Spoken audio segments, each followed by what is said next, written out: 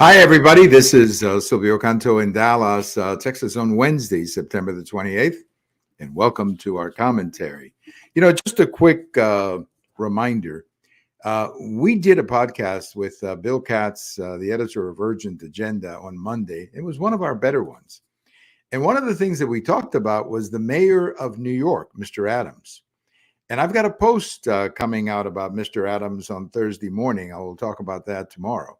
Basically, where I'm saying that the Mr. Adams or Mr. Mayor has forgotten to do his job. He was elected on a get tough on criminals platform, and he hasn't done any of that. Now, as Bill indicated in our show, part of the problem is that the city council is in bed with all these crazy left wingers running the city, and the governor will not fire any of the DAs who are implementing these crazy policies.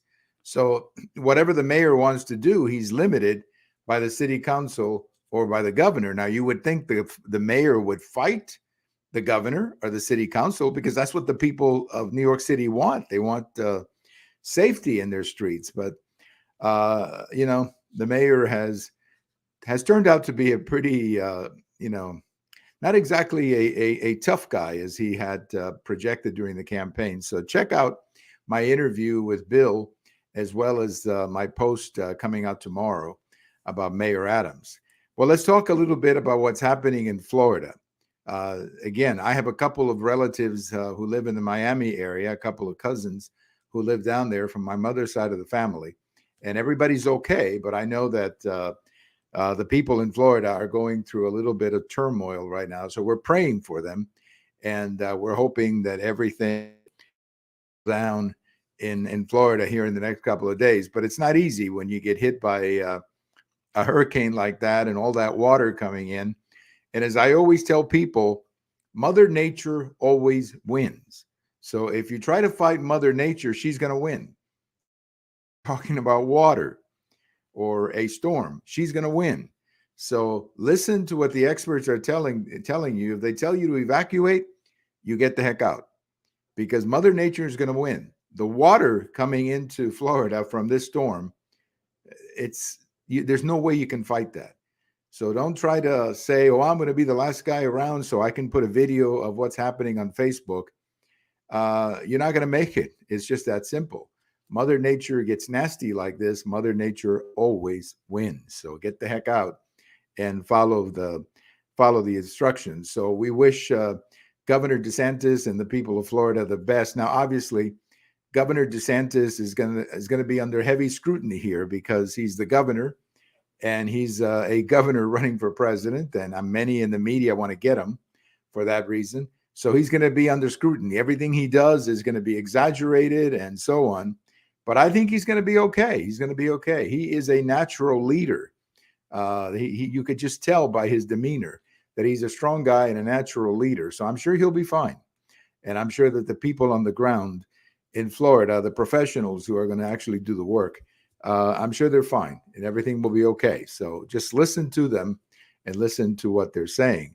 On a sad note regarding this storm, check out what's happening in Cuba, where all the lights have gone out. I mean, last night they took a satellite picture of Florida, Jamaica, and Cuba in the middle. And everything in Cuba was dark. The lights have gone out in the entire island. Now, the hurricane has something to do with that, but the real reason is that the system, the light system, the electricity system is in decay. It's a mess. Hasn't been upgraded for years. So God only knows when they're going to get their lights back. I'm sure they're going to try to get some lights back. But what a disaster. What almost like a perfect explanation of the failure of communism in Cuba, what's happened to the Cuban electricity system. That used to be, before Castro, the Cuban electricity system was an absolutely amazing system. And now, of course, like everything that the communists get their hands on, they destroy it. And sadly, the people of Cuba are paying the price. But no lights in Cuba last night, no lights in significant portions of the island today have no lights, no electricity. So how are you going to run your refrigerator? God only knows. It's going to get very ugly down in Cuba, to say the least. And again, another shining example of the failure of socialism. That's all that is, failure of socialism. Well, let's talk a little bit about Governor or Senator Manchin, who, a couple of months ago, I guess about a month or so ago, he decided to sign on to this Inflation Reduction Act, which is a joke. I mean, the title is a joke, but he decided to sign on to the and he was promised by Senator Schumer that they were going to do a special deal for West Virginia. And that meant that they were going to build a pipeline in West Virginia, which is going to create so many hundreds, if not thousands of jobs. So he said, hey, I'm going to do something for West Virginia. So I'll sign on with the Democrats to this Inflation Reduction Act. Well, it turns out he's not going to get that project, or he's not going to get it the way he thought he was going to get it, because there's tremendous opposition within the Democrat Party for that deal. He's obviously not getting support from Republicans who feel like, hey, you betrayed us by doing this in the first place. So Senator Manchin, who's a really good man, I mean, he's been a good senator for West Virginia, and he's been a moderate voice in the Democrat Party for some time. Senator Manchin is out in the cold.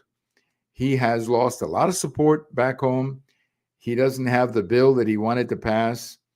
And, he's up for re-election in 2024. My guess is that he's not running for re-election because he's already in his mid-70s. And I always thought that he would not run for re-election. But after this, he's definitely not running for re-election in West Virginia. But what a way to destroy your career, really, to engage in this kind of nonsense and believe what the Democrats were telling you. How in the world did he believe that the Democrats were going to deliver on this? I mean, it's just amazing to me that he did. So he's in a bad place right now, Senator Manchin.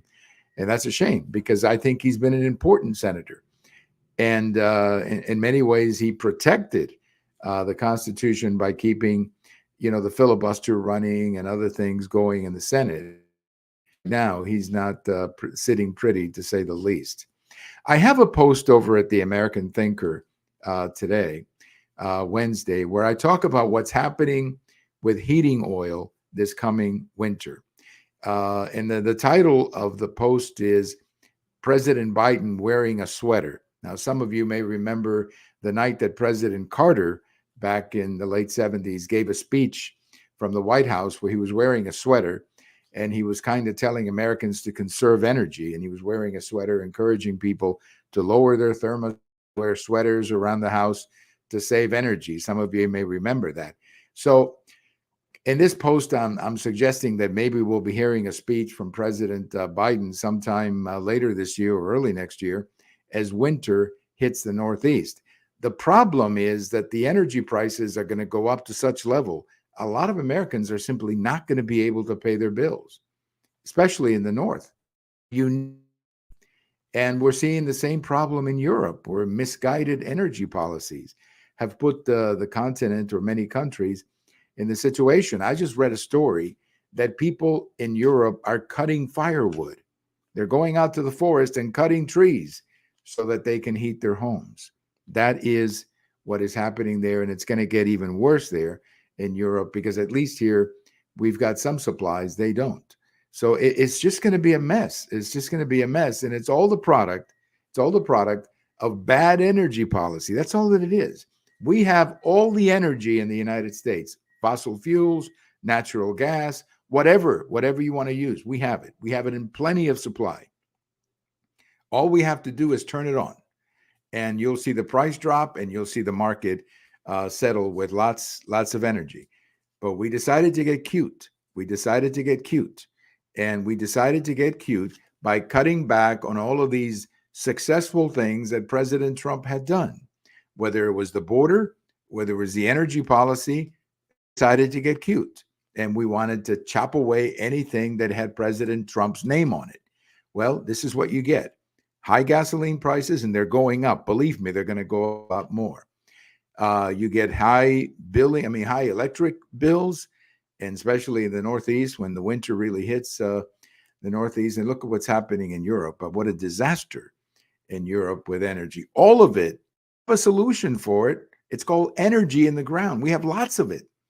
But we decided to get cute. We decided to get cute, some green energy policies that may sound real good in the abstract, but they're not practical alternatives right now. We don't have enough of those windmills to heat cities and homes in cities. We may have some, but not enough to replace fossil fuels. Maybe someday we will, but not right now. Not right now. We don't have right now. So some very bad energy policies have put us in this situation. And by the way, make sure you go back, if you're in YouTube, go back and check out President Carter back in 1977 with his sweater on, talking to the country about conserving energy. It's one of those many memories of the Carter administration. Just a quick note: Russia, or the United States, is telling citizens to get out of Russia. I found that very interesting. A headline that I saw this morning: the United States is encouraging Americans. I was a bit surprised to see that, but apparently they fear that there could be some problems there. So that's an interesting thing. Let's keep an eye on that. The State Department and the U.S. Embassy in Russia telling people to get the heck out if they can. Apparently they fear something could happen in Russia. On the day in history, one of my favorite stories, September 28th, 1941. Now, important year, 1941 was the last year of peace, because as you may know, as you probably know, a couple of months later, or 2.5 months later, came Pearl Harbor, the first week of December. So 1941 was a year where everybody thought we would go to war, but we were not in the war officially. And that summer of 1941 was an amazing baseball summer. You had Joe DiMaggio with a 56-game hitting streak, and Ted Williams really capped it off by hitting 400. But here's the amazing story. And what happened on this day in 1941, and it speaks volumes about the character of Ted Williams. It was the last day of the season, and the Boston Red Sox had 2 games left. They had a doubleheader to finish the season. Ted Williams was hitting .3996, meaning that it would be rounded up to 400. So he would have gone down officially as hitting 400 because it was 3996, enough to round it up to 400, which is what they usually do in baseball. So the manager said, Ted, you don't have to play. You've already got 400. And Ted said, no, I'm playing. Because if I end up hitting 3996, everybody's going to say that I really didn't hit 400. So I want to get it for real. So he goes out and he puts everything on the line. And he goes 6 for 8, 6 hits and 8 at bats in the doubleheader. And he ends up hitting 406. Which was the final batting average, and still the highest batting average in 81 years in Major League Baseball. So that was a real testament to the character of Ted Williams. He didn't want to just get there by rounding it up to 400. He wanted to get there by hitting 400, which he did, of course, by hitting 406. So the great Ted Williams on this day in 1941. It's a great baseball story. I love the story. I hope you like it as well. The great Ted Williams, the last 400 hitter, and probably it's hard to think that anybody else will hit 400, but you never know. A couple of guys have come close. George Brett hit 388 in 1980. Rod Carew hit 388 in 1977. So you never know. Tony Gwynn hit 394, but that was the strike year when they didn't play the same number of games. But you never know. Somebody might do it. But I wouldn't bet on it. Getting 4 hits every 10 at-bats is a very difficult thing to do anywhere, and especially in the major leagues. Thank you for listening. Have a wonderful day. This is Silvio Canto in Dallas, and we'll talk to you later. Bye-bye, everybody.